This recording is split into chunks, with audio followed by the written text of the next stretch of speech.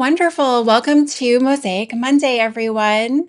Today, I'm going to try something new. Okay, yes. Thank you, Karen. Welcome. Let me know where you're watching from, what part of the world you're in. Oh, good. Yes, it's working now. Wonderful. Let me know if you're watching from Facebook or YouTube. If you want access to the links, thank you. Thank you, Angela. If you want access to the links that Lindsay's going to be adding to the comments, the easiest place to grab those are on Facebook. On YouTube, there's links in the description to my shop and such. Um, Amy in California, fun. Oh yes, hi Amy. Okay, so today I want to try something new.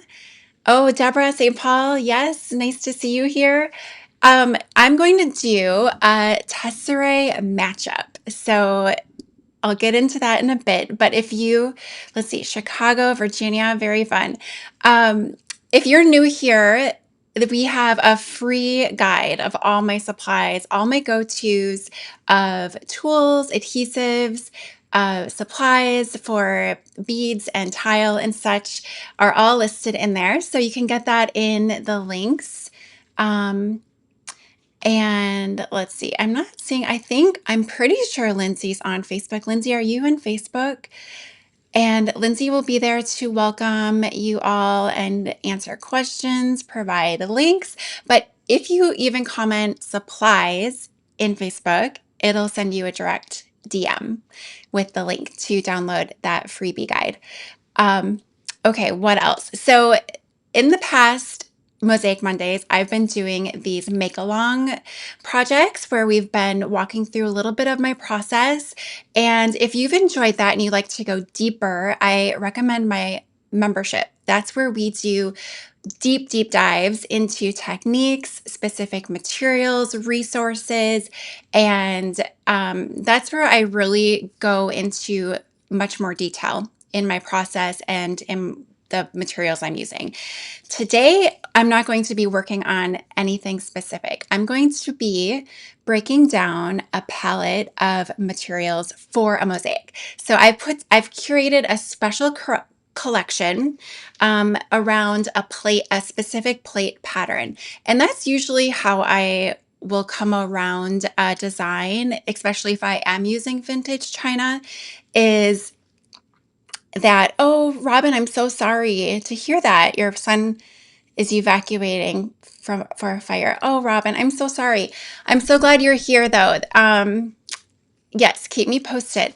Okay, so when I'm working with vintage china, I am usually working around a pattern and a specific color tone or collection of um, textures and so on. So I'm going to just kind of demystify that process for you today and hopefully help inspire you or build some confidence in collecting mosaic materials. I'm not live on Facebook. Oh, darn. Okay. Okay. Thanks, Lindsay. I'll just continue on YouTube and we'll repost over there later. All right. Lindsay, I don't know if you're able to post over there or maybe go into the events page and just drop the YouTube link. I did that earlier too, but they might need help finding it. Okay, so I'm going to share my table view here and let's see. I have a couple pieces laid out that I finished from before that I used china on. I'm just going to reset some buttons. Okay. And so here are some pieces that I've made in the past where I worked around a piece of china. So this specific chicken mosaic, which many of you have made from the kit as well, was all inspired by this Ming Rose pattern right here. So the Ming Rose is used here in the bottom and then in the neck and in the tail feathers. I wonder if I believe I have a full plate of this somewhere, but anyway, I can grab it later. And then from there, I built in other materials with other textures to complement the plate pattern. So we have some gold leaf smalty in the beak here, red rhinestones in the, what do you call that part? I always like the gizzard. um, and then some little pink tiles around the tail feathers just for playing with scale, and some more scalpeled tiles here, and then hand cut feathers for the wing. And then more china from a different pattern filling the rest of the belly. And then for this owl, I used vintage china in here too, but two different patterns. So there's this, what is this one called? It starts with an M. It'll come to me. And then this leaf pattern here I use a lot for mimicking feathers. And then I combined Italian smalty in with the body and the face to give more of a realistic feathery look. So that's a couple ways that I've incorporated a mixed media assortment of material with china. And then this piece as well was also inspired by this really soft palette of china colors. So this is a pattern that just has a really beautiful mix of pastels. And then I mixed in some other plates and pieces for the rest of the body with gold smalty and beads here. So often my students will tell me that they get stuck on putting together mosaic materials and colors. So I have bundles in my shop. They're called Tesserae Treasure Bundles. So Tesserae is the term used to describe all of the materials in a mosaic. So tesserae can include pebbles, bottle caps, anything goes. So whatever you're using in your mosaic falls under the term tesserae. So our tesserae, or my tesserae in these projects, includes vintage plates, glass, rhinestones, beads, and so on. This piece was only Italian smalty, and that's pretty rare for me to work with just one specific material. I can hardly help myself but to start mixing everything together. So this was kind of a rare exception. Okay, so to get into our matchup, I'm calling it a matchup because I'm matching up a bunch of different tesserae using this plate. Well, I actually have two plate patterns, but they're very similar. But I'm using these as the jumping point. So I'm working off of these specific colors, and this is really helpful to do because it gives you some guardrails. When we're combing through all of our supplies, it can be a little hard to stay focused because everything is so pretty. I mean, if you're like me, you want to include everything in your mosaic. So this gives us some guardrails and to keep us focused on one path, one plan. So I'm looking specifically at this type of blue, this yellow, and so on. So we have a lot to work with here, but I really want to capture the bright boldness and just the festive party feel. So I'm calling this collection the Phyllis Garden Party Bundle. And because this pattern specifically, well, this is the Drusilla, and this one is Phyllis. So Phyllis and Drusilla. I could have gone with Phyllis and Drusilla, but that name got kind of long. Angela, you just ordered some smalty but haven't used it yet. Oh, fun. I can't wait to hear more about that. Um, did you order a certain color palette or a mix of a little bit of everything? I'm just going to check your questions. Let me know if you have any questions along the way. Okay, so with using the china as our base of this mix, we're going to first add in the easy and bigger. I'm going to start from big and then go small, work my way to the smaller, finer stuff. So using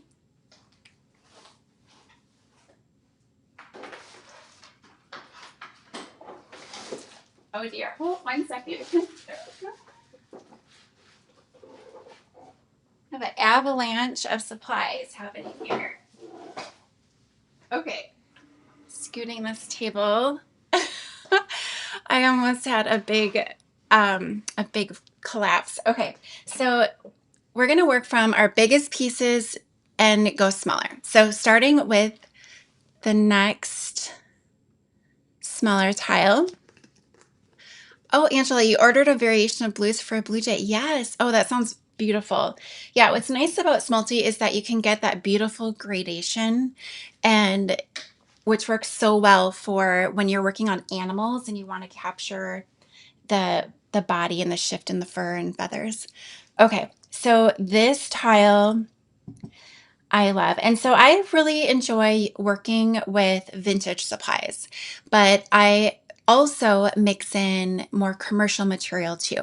So it gives us a nice variety in shapes and sizes and just quantities too, because sometimes you just need consistency in one specific color, one size, and so on, and easy access. So with commercial manufacturer tile, you can just order it whenever you need, which is really nice. Where with vintage supplies, you have to source it and search, which can be really fun, but also, there's limits. So mixing commercial tile with your vintage material just helps to extend and build our supplies and build unique collections and variety. So these specific tiles I really love. This teardrop shape is specifically because this one's thinner. Often these manufactured tiles will be really thick, but this one specifically is thinner. And I ordered this I've ordered it from a few different places, and it's not always consistent. So this one specifically, I usually get it from Amazon, which I don't love. I try to avoid, getting materials from Amazon. If I can get it from a supplier, I will. But this one is from Amazon, but sometimes I do order it and it comes in the thicker version.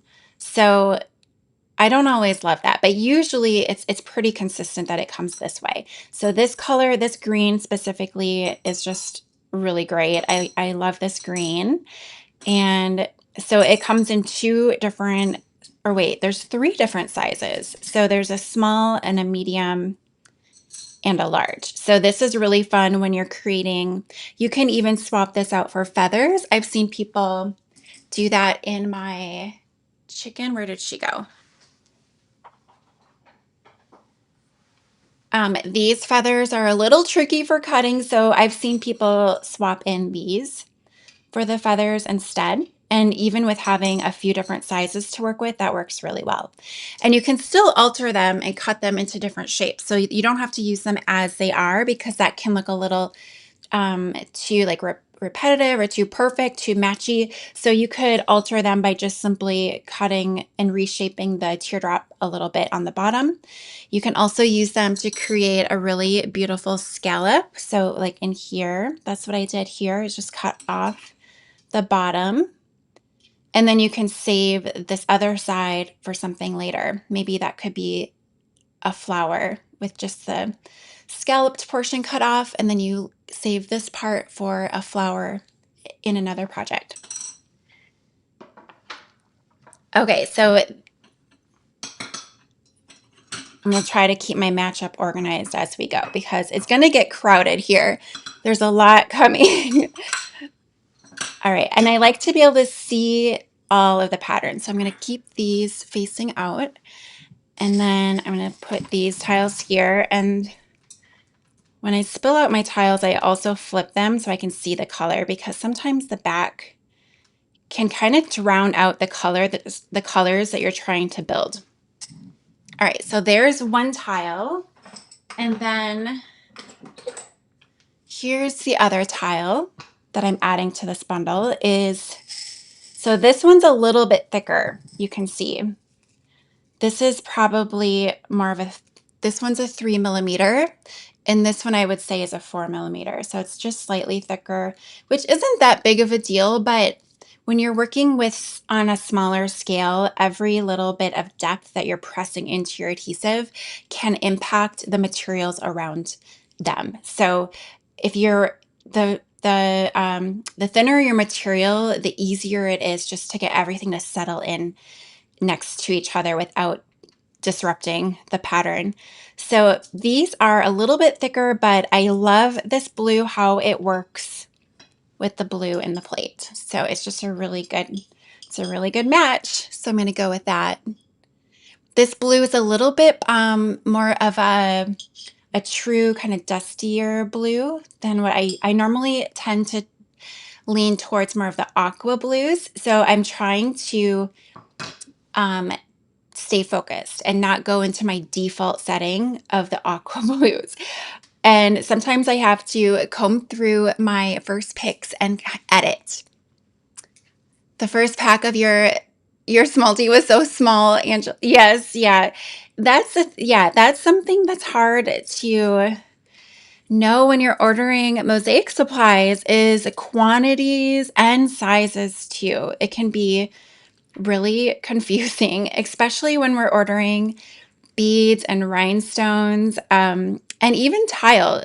When you're not used to reading or measuring in millimeters, it takes a while to catch on to that and to be able to visualize. And then even quantities, a quarter pound versus a full pound. And usually with tile, it'll tell you in the description how much coverage you'll get out of a 1 pound of a specific tile. So it'll say in this 1 pound of tile, you'll receive 720 tiles and it will cover 1 square foot or so on.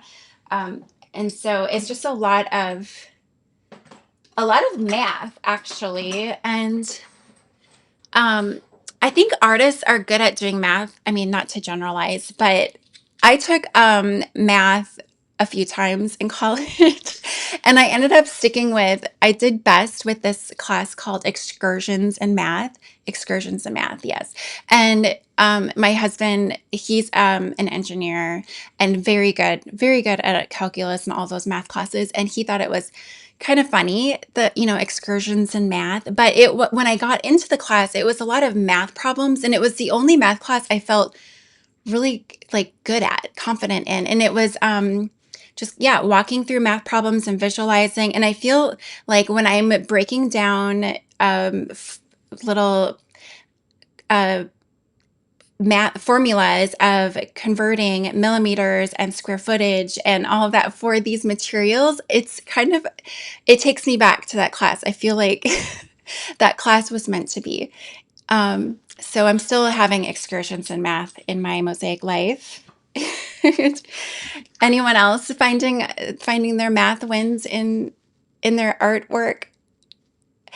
Christy, I've always ordered Smalty from, I think you meant Smalty because I've seen that autocorrect before, from Wits End, but ordered through my supplier. Oh yes, okay. Is it DeMosaico? Did you try? Their blends are beautiful. Okay, so the next big matchup tile I'm going to add is the matte doll tile.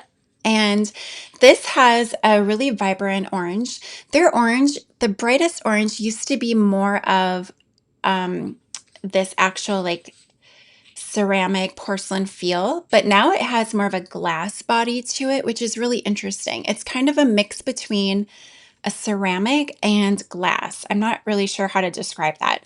And it cuts a little different. It looks more like glass on the inside when you cut it. But anyway, this is the Clementine doll tile in their Keystone. And it's a 2-inch by 2-inch. And I love using this for cutting kind of ranunculus shaped flowers. I use them a lot in these mini florals that we make. And I think they would also work well for bigger, fuller pieces like, again, like these feathers here. Just kind of replicating this fuller shape for any kind of organic flowers or feathers and so on. So these are going to be included as our big full pieces as well. And so I have, again, this kind of more truer dusty blue.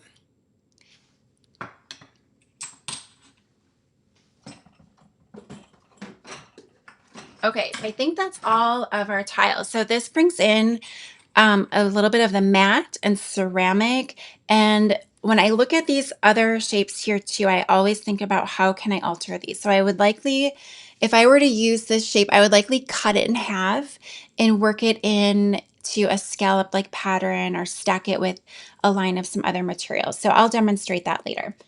Okay, so now we're going to get into the glass. And with the glass, I like to have a variety of shapes and sizes there as well. And we're going to start with these bigger strips of mirror. So these actually come in, these are from Mosaic Trader, and they come in a sheet. Let me grab a little one here.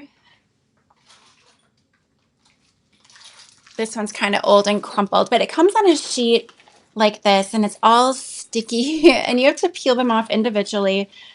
In my shop, we've been soaking them in soapy water. That seems to be the best way to get them to release without having to pull them off individually.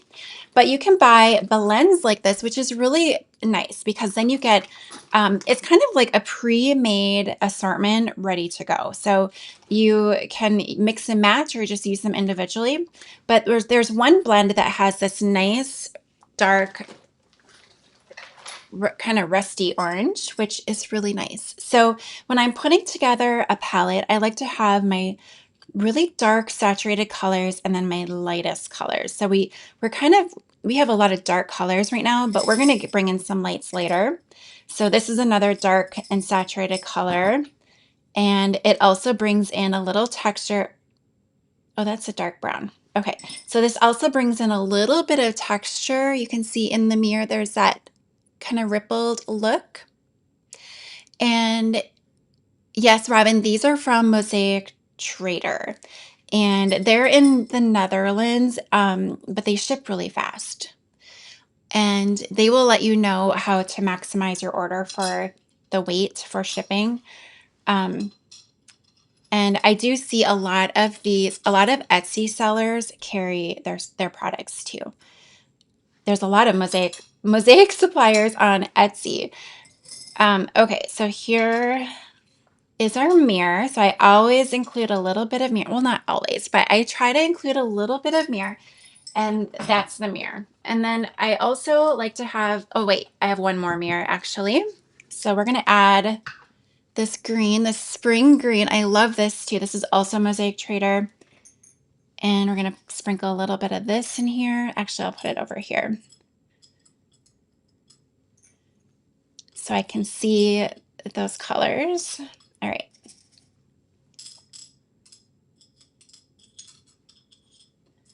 Okay, so those are our two mirrors. And then I'm going to add in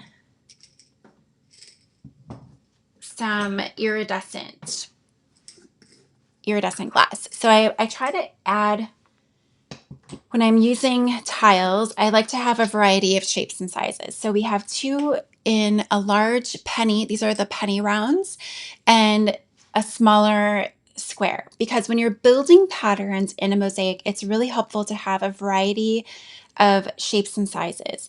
But you also want to have a couple that match so that you can do alternating patterns if you want. So let's say you wanted to alternate this tile with another color. So it's nice to have two that are the same shape and size so that when you alternate them, you can match them up that way. So we're going to add these iridescent yellows and then these iridescent penny rounds. So now we have our iridescent rounds, iridescent tiny squares, mirrored rectangle strips, and petal and teardrop ceramics. And these are meant to be used with the smooth side up, but you can do what you want.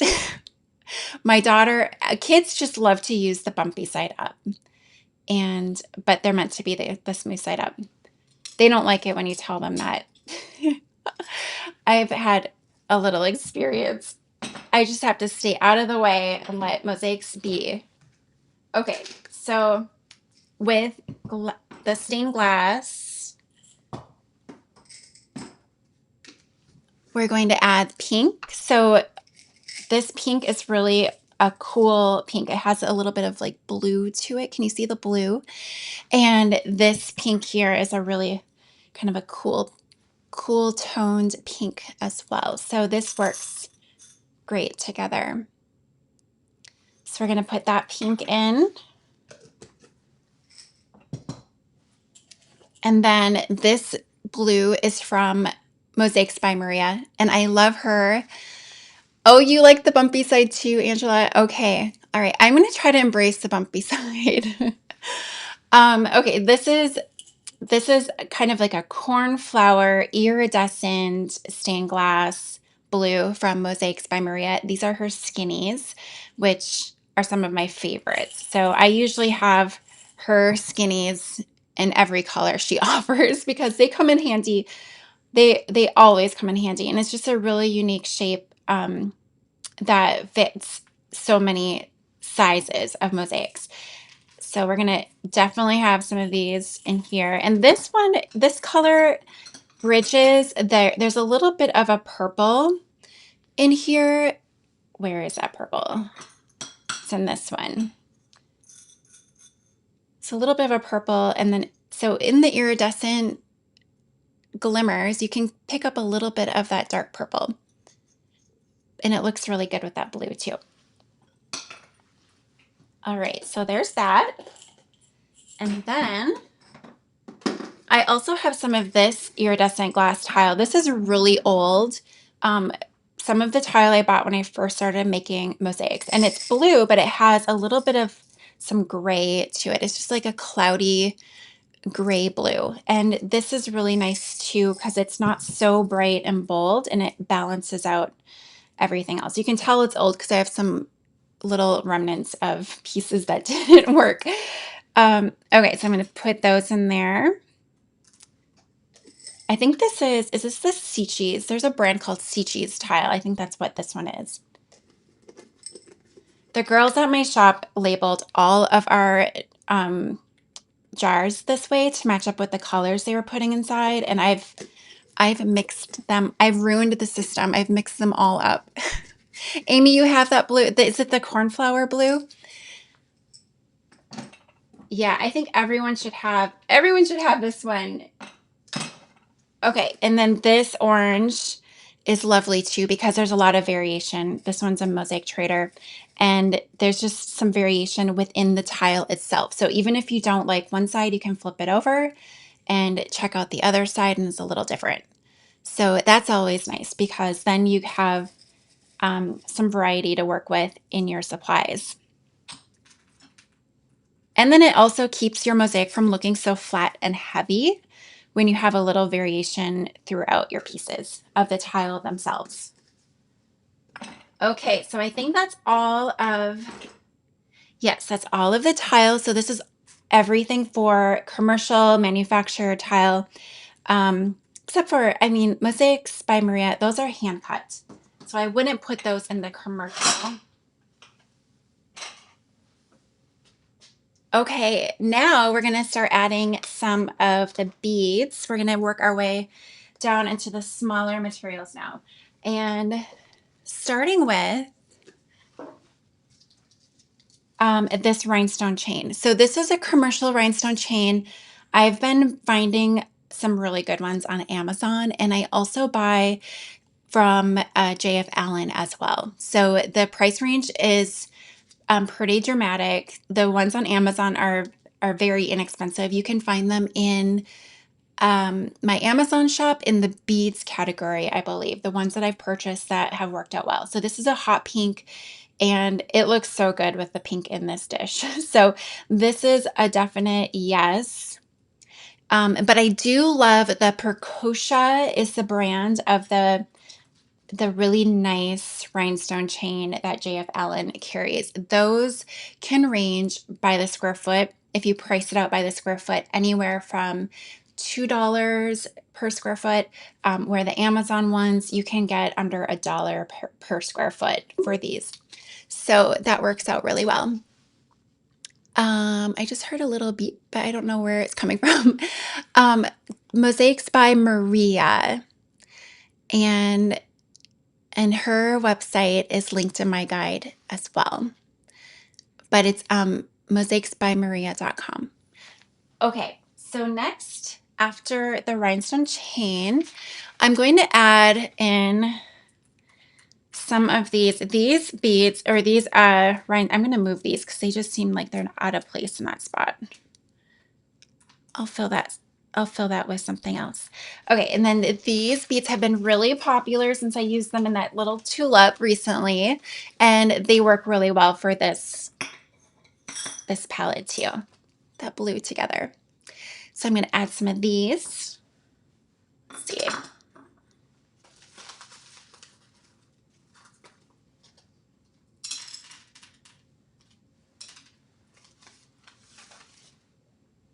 And then I also love to have some glass pearls in every project. So they don't always work out in every project, but I consider them for every project. So we're going to add these pink pearls, which I've been using a lot of these. This color is actually discontinued.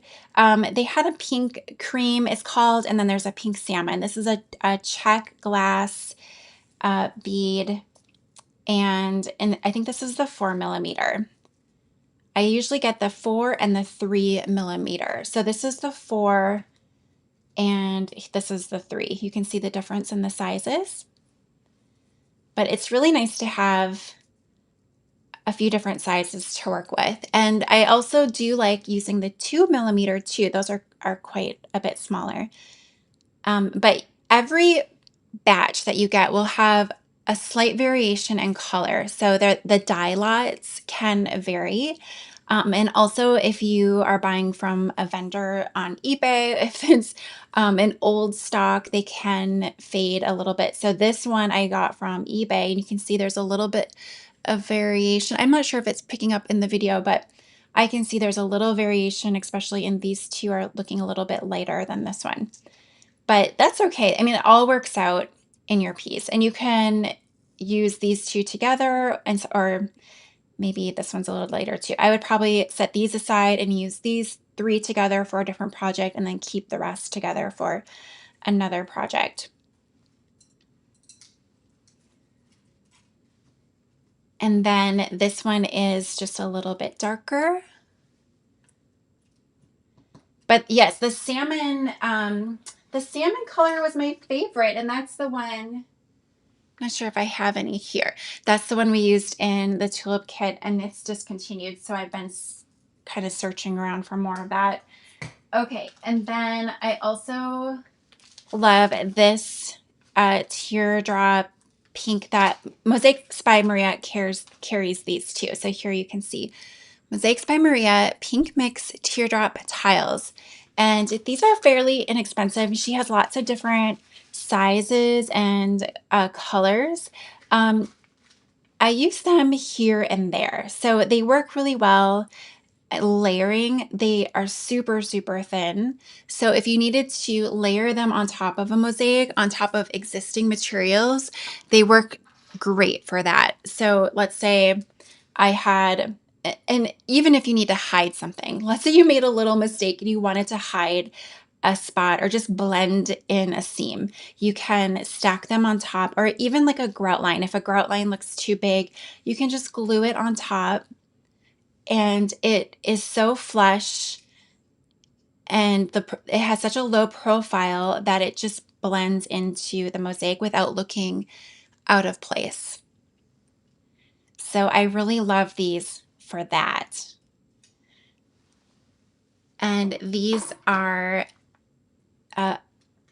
pink, but not that bright saturated pink. They're muted, which brings a little bit of a different tone and softness into the palette. So I'm going to include these as well. And they have that pearlescent finish, but in a different shape.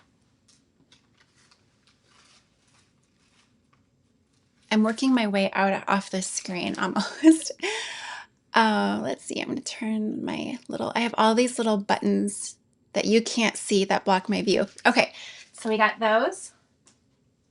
Okay, and then for rhinestones, which, we all love rhinestones. So these are a Navette blue iridized tiny. They're tiny. This must be, I haven't measured them, but I'm guessing, let's see, probably a 6 millimeter by 3 millimeter.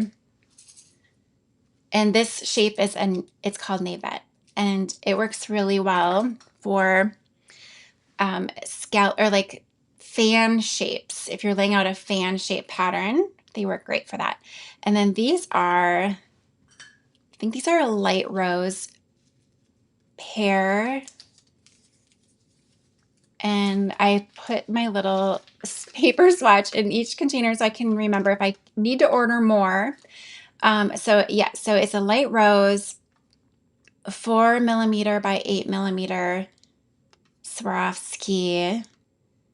It came in a pack of 5 gross. So I'm not sure. I think this might be the full 5 gross, which doesn't look like very much once you get it all put away. So I shared my big unpacking, what was that called?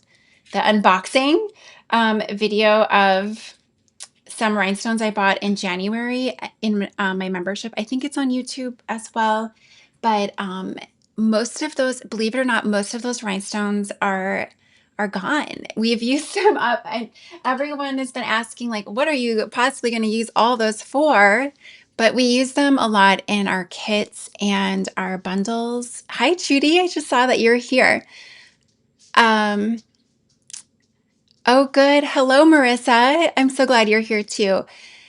Yes, these blue beads. Thank you, Christy. Yes, these blue beads, these are from, or these rhinestones, they are called a pentagon. I can show you the packaging. And Christy has also seen them called coffin-shaped rhinestones. But this package is pentagon, and it's this really fun blue color. There's a little variation inside the glass even.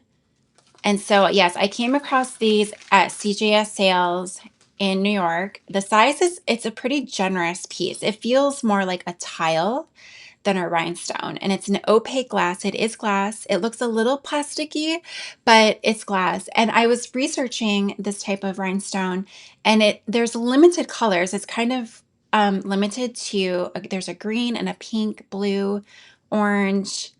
I recognize this in some of the other tiles we have. But yeah, so I bought them all up at CJS sales because I've never seen them before. And I did a Google image reverse search and came across one other supplier that has them online, and he's selling them for 85 cents a piece. So I'm just working with a kind of a smaller supply that I picked up from there, and I'm just going to be using them in different kits and bundles until they're gone. So this bundle will include them. I'm not sure. I haven't measured out exact quantities for everything, but when we use the rhinestones, we'll have a dozen at least of each. This bundle size, I've proportioned out a sample, and I'll show it to you when we get there because I can't find it right now, but we'll get there. Okay, so this is the next rhinestone, and this is that kind of dusty true blue color as well. I was saying earlier, I tend to gravitate towards the more aqua blues. So this palette, this color palette it challenges me to stay focused. So I have to kind of create this tunnel vision of color and have these guardrails where I don't go off track. So that's what I think is really nice about working with plate patterns, because there was a designer at one time that did all this work for us.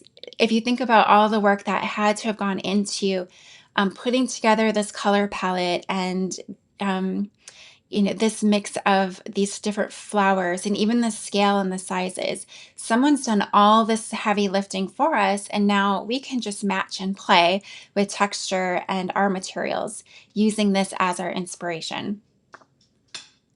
Okay, so this one is actually, this rhinestone, it came as aquamarine, but it doesn't look like aquamarine to me. And when you search aquamarine rhinestones, it usually does not show this color. This looks more like a light sapphire to me. So it's interesting that it was in this package, but I'm just going to keep this in here just in case I need to reorder more in the future. And I'll just give it a chance because you never know. I could be wrong on that. Okay, and then another rhinestone, same color, bigger size. These are really nice for, this size is nice for accents, like the center of a flower or something where you need a little bit of a bigger, bolder piece. And then this rhinestone, this is one of my very favorites. It is an opal yellow. And I love anything opal. And the yellow is just, it's not, I have a hard time working with really bright, sunshiny. I don't have a lot of yellow. I don't use a lot of yellow and red, but the really bright sunflower yellows I struggle with, but this more muted, softer opalescent yellow I really love. So we're going to have this one in here too.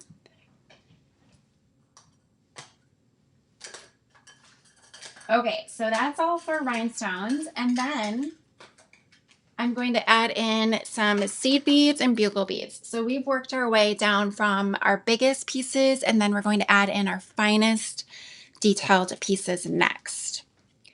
And I do have, so seed beads are really confusing.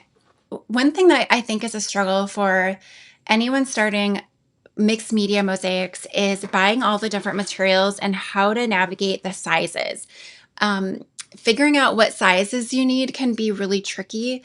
And then when you get into buying them, the sizes, knowing what to order can be overwhelming. So especially with seed beads, because seed beads can be sized anywhere from 13, 15, 13, 11, 9. They're odd numbers. So 11 is the standard seed bead size, and that's what this one is. This is an eggshell. It's a Percocia. That's a really common bead, Czech bead brand. And this creamy iridescent, it's like it has a faceted surface on it, so it catches the light in a glimmery way. So I love that versus your like standard seed bead, which is just a smooth, continuous body.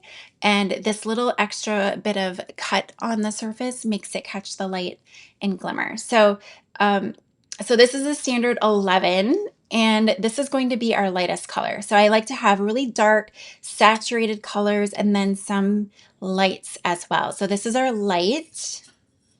And we also have some light in this yellow.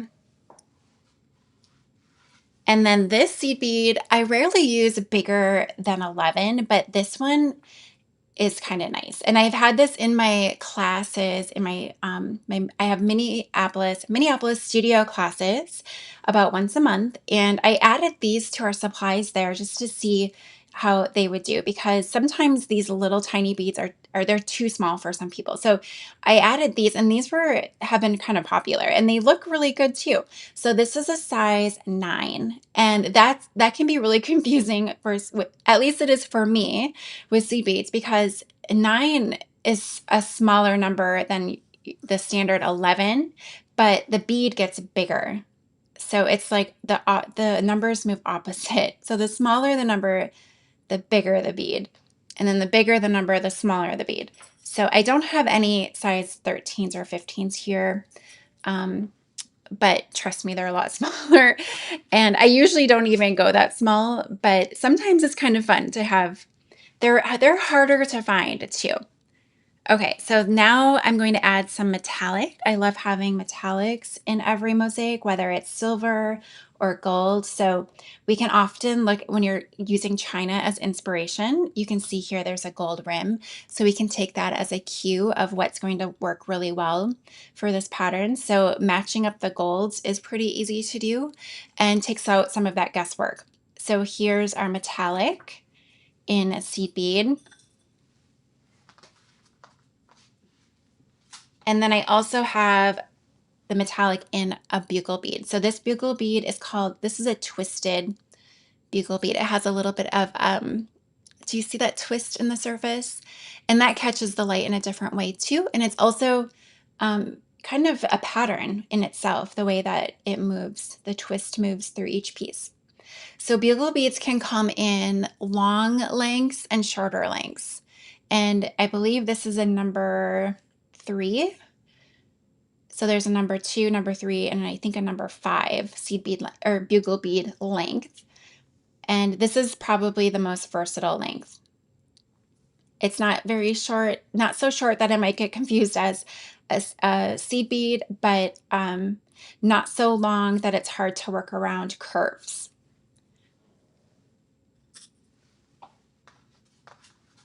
All right, and then I do have a little bit of red. I had to force myself to order some red for our bundles recently because I have colors that are just not my natural go-to colors. So I ordered these reds, and I really do love this, the way that it catches the light, and it's a little bit transparent, it seems, in some spots, and it's not as opaque in a way. So there's some variation throughout the bead itself in the color and depth. And in between each piece, it seems to be a little bit darker. And I think that works really well. We're starting to lose our pattern. It works really well with these more bright, darker saturated oranges right here.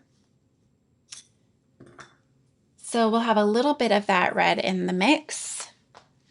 And then, yes, this is the yellow. I also needed to order more yellows. And this is the one I really struggle with using, but I can see it working with this pattern and feeling more ease with using a color I'm not as familiar or comfortable with using when I have a pattern like this to complement.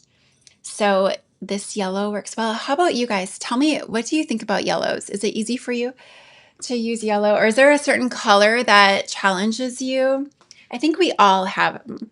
It's just, and it can even change season to season, because there was a time when I made a lot of mosaics in red. I used a lot of red. Okay, so we have another bugle bead. We're getting to the greens now. This is a silver lined bugle bead. So silver lined has this metallic undertone to it, which is just an extra little glimmer. And I love that. So that's our green bugle. And then we have this silver lined seed bead as well. I don't know. I think these may all be taped. I'm not sure what's going on with this pile here. Sometimes they just end up like this. So this is our silver lined seed bead. And then, oh yes, these are little piles that I grabbed from my shop that my helper Nev, she tapes them up for our bundles. So these are all pre-taped, all ready to go. So this opaque kind of eggshell seed bead is just another nice green that looks really good with this tile. Oh yes, Arlene Orange. I know that about you. I always think of you and orange, especially when I'm packing your orders. Debbie, our yellow seed beads, Charlotte's. And yes, so it's been where I get these from Shipwrecked Beads too, and sometimes they call them 2-cut, sometimes they call them hex cut, sometimes 3-cut, sometimes Charlotte, and those terms can overlap in a lot of ways. So technically, I do think they can fall under Charlottes, but I think traditional, like old school Charlottes, can be even more, it's an even more exaggerated cut than that. And silver lined beads tarnish. Interesting.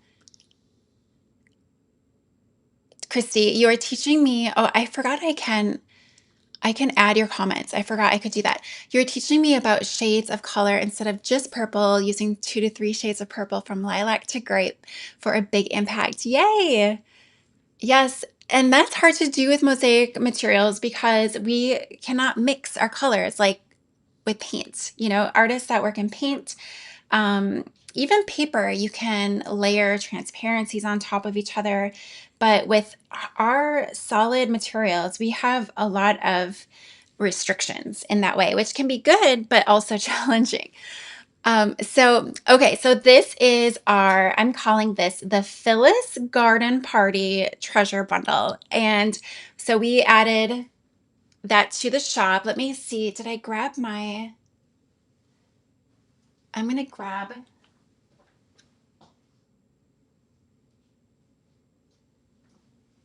oh, I've lost everything in here.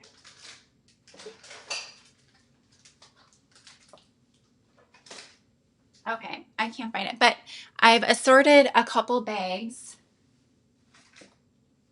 So the treasure bundle, this is another matchup. I actually put together 4 matchups because I have a problem estimating time, how long things are. It's like mosaic time blindness, where you just are unsure about how much time things are actually going to take. So this is a different matchup that I'll share in the future. And I was just kind of estimating how much we could fit in our usual treasure bundle bags. So I ordered some bigger bags, and we're going to use a bag that's about twice the size of our usual bundle bag for this collection.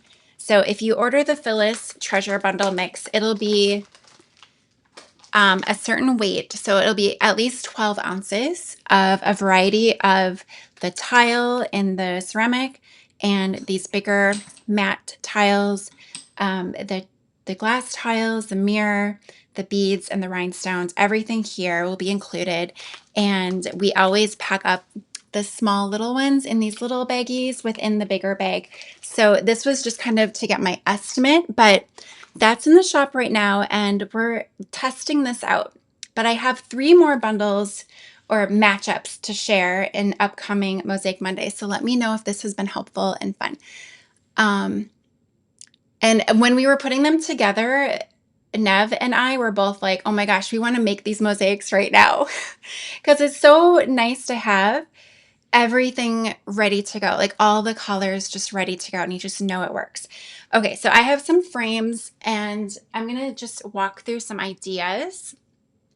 Let's see, where did my frame? Okay, here they are.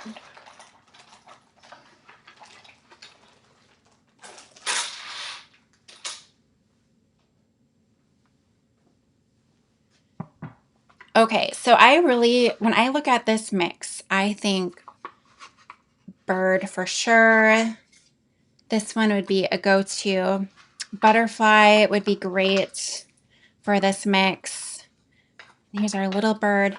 I have so many new shapes that I'm working on right now, and it takes a lot of time to get those up and going, but I really am excited to update our shape offerings because we've been using these a lot, but they are so versatile and they work well with a variety of different collections, and you can make it really bright and bold. You can make it soft and elegant. You could do just glass. You can do just china. They're really open to your own interpretation.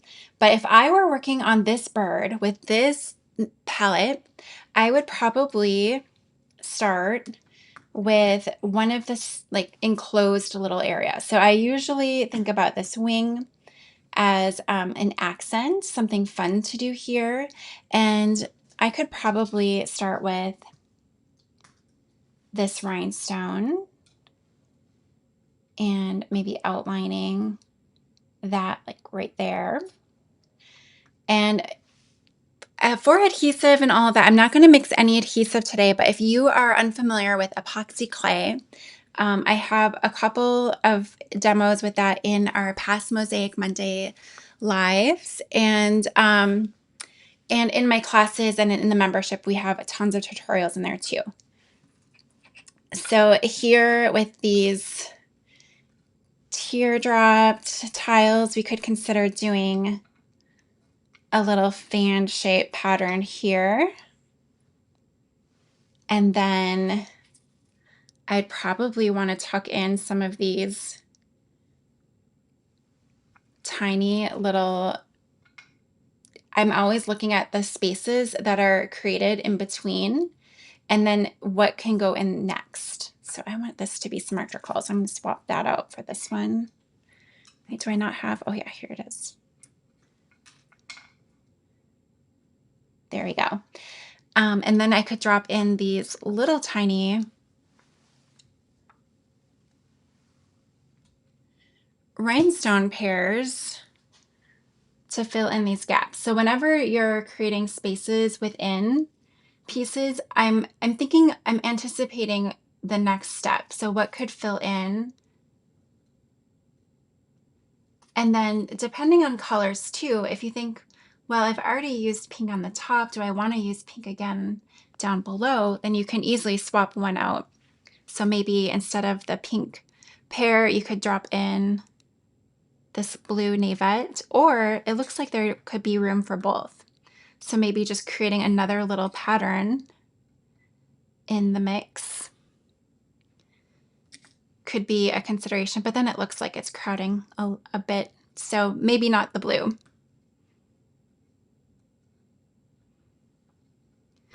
And when I put my clay down, I would also probably tint it to complement one of these colors too, but I think it'd probably work okay to use it just as it is. Sometimes it's nice just to use the clay as it comes in the white. And when you're working with china like this, if there's white in the background behind the flowers, it's easier to do that, just to use the clay as white. And then it takes on that same feel of just a white backdrop with the colors as accents. So that creates continuity through your design. Okay, so that could be a consideration here. And then once you establish this fan little accent here, you could just continue echoing those lines until they converge with your top. Or you could also do this outline of the rhinestone on the bottom too before you add those teardrops. But let's say you don't want the pink rhinestone on the top. You could do even a row of alternating colors of glass.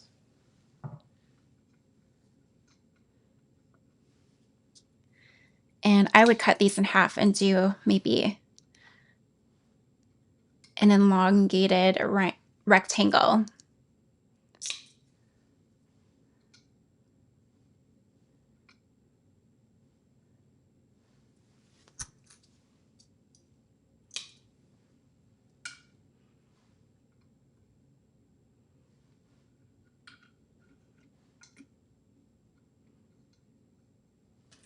And they could go the up and down vertically, or you could lay them horizontally. So first I would consider this way because it fills up more space. It fills up more space faster going up and down this way. But you could tip them to their side and go the more linear route.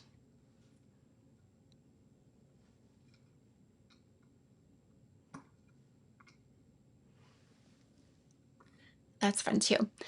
Okay, and then I would probably want to add one of the other materials in there since we have rhinestones, tile, glass. Maybe it's time for some mirror. So you could do mirror next.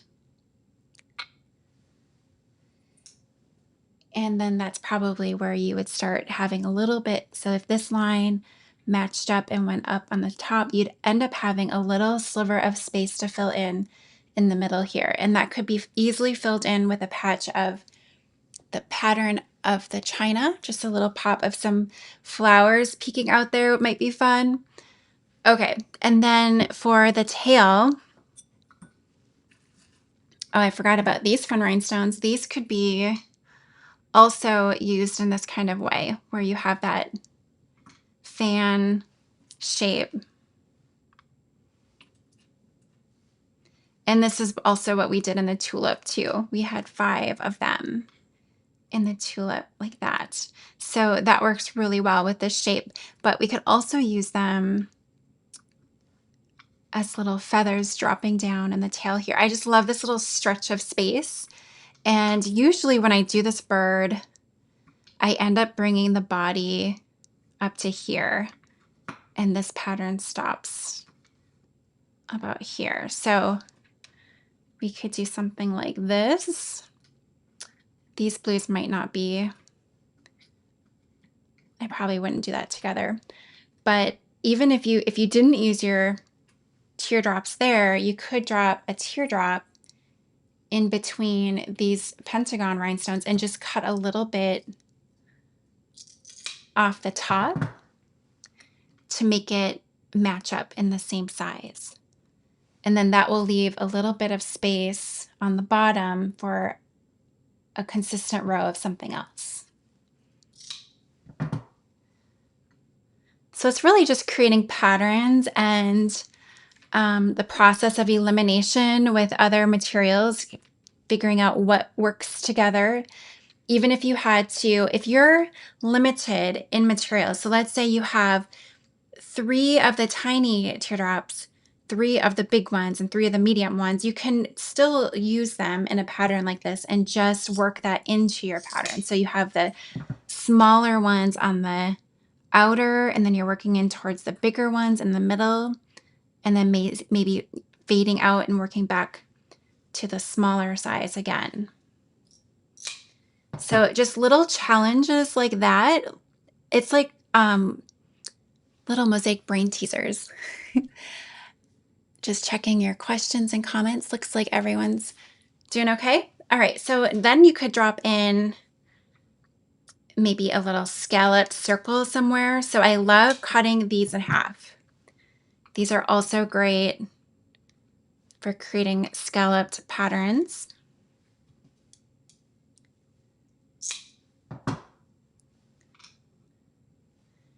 And I'd probably save the plate and use the plate for filling. So once I'm done closing in a space, then I would go back in with the flowers and just patch in and fill in with the flowers. So, and then for the beads, the seed beads, this little space at the top here, that could be easily just patched in with one pop of seed beads, maybe a bright or an underseeded. Could we do the yellow there without feeling out of sorts? I think that could work. I think it could. Okay, I'm going to break this plate up and see how the flowers lay in. So when I break up a plate, I usually am tipping my wheels to the side, especially if the flowers are in the center. So you might have to sacrifice a little bit of the pattern to get to what you really want. And a lot of these flowers on this piece specifically fall on the rim where it curves. So I can't really use a lot of these flowers unless I cut that curve out. So there's a little bit that we can use here. So I just get right into that bend and cut the bend off. And well, I guess if you split it in half, it kind of flattens out that way. So you could use it still. But what I'm really after is the center. And we need to get over the foot here. So I'm just going to cut in until I can get my wheels over the foot. And then I usually turn it over so I don't have to watch, because sometimes your cuts will get into the flowers and there's just no helping that. So I usually turn it over and I don't look at it while I do this, so I'm not overthinking it. Because sometimes it's kind of painful when you see the flowers get cut into you, but it's okay. We can still use whatever we end up with.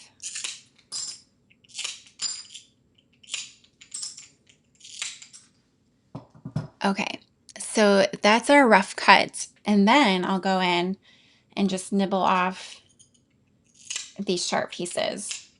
Oh, and yes, I should be wearing my safety glasses. So make sure you wear your safety glasses and sweep up any glass shards or little plate shards that come up, or vacuum them up. That's what I used to do when I worked on my dining room floor for years. I just would vacuum. Every time I worked on my mosaics, I did a good vacuum. These days, I have the luxury of being able to just walk away from my messes, which is not a good habit. Okay, so here's my little medallion of flowers, and I didn't have to cut into them so much. I actually have quite a bit of them left. So this can be worked in through the body here. And I would just keep, depending on how much I have, will determine where I'm going to use them. So if I'm limited, I will just keep mosaicing in until I have enough space left over to just use the flowers to fill in.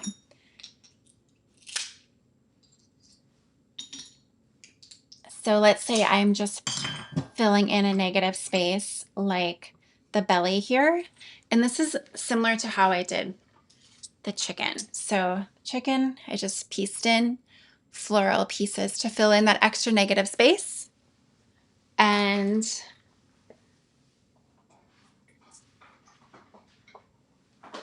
these two pieces were more, well, this one was a little bit a mix of planned and random. So filling in, but I also use tracing paper to map out how to capture certain parts of the pattern to match up or the placement of them within the mosaic. So these pieces were more, oh, it's doing that thing again. These pieces were more planned out and thought through before putting the china in. I don't know why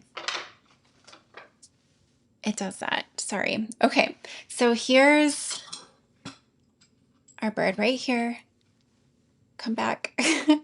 All right, so this piece, I'm just gonna demonstrate cutting. Oh, I cut my finger a little bit, which is never, this rarely happens, but now that it's on YouTube, all the people that get after me about wearing gloves are gonna find this. Okay, so here's this little piece here, and you could keep cutting it down into smaller pieces until you fill in your space. So that's how I would approach this piece. What timer? Oh, we went over an hour. Okay, well, thank you all for joining me today. I hope this was fun. I hope this gave you some ideas to jump off from. If, like I said earlier, if you'd like this tesserae collection of all these materials, we have little bundles in the shop under Phyllis's Garden Party, and we'll be shipping those out later this week. Let's see. I want to tell you quickly about my membership. If you're new here and you want to learn more about mosaics, the best place to do that is in my membership. So in there, I'm going to be adding a new class next month. We have several classes already available and lots of tutorials and deep dives into specific topics. And we have live meetings like this and so much more. Thank you, Judy. Yes. And then let's see, my next live is going to be April 13th. And let me know if you want more of these matchups. This was fun. I have, like I said, I have 3 more prepared. I don't know why I thought I could do 4 of these today, 4 matchups. So I just did this one, but I have 3 more ready to go. So I'll likely do those at least.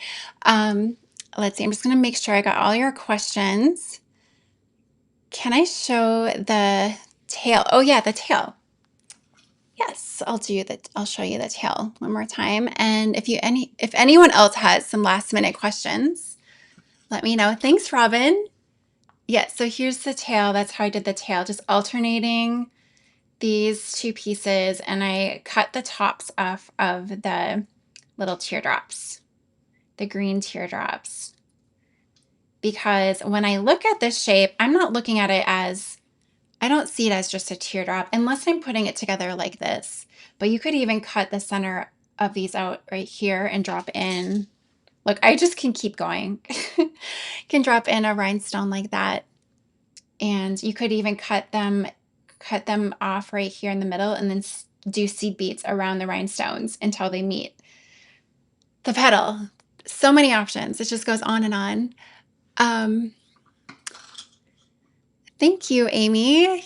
Yeah, it's fun. I love seeing all of your mosaics come together because I feel like I get to make like a dozen mosaics at the same time when I'm teaching. I get to see everything in action. um, all right, you'd love to see more bundles. Okay, Arlene, we'll do that.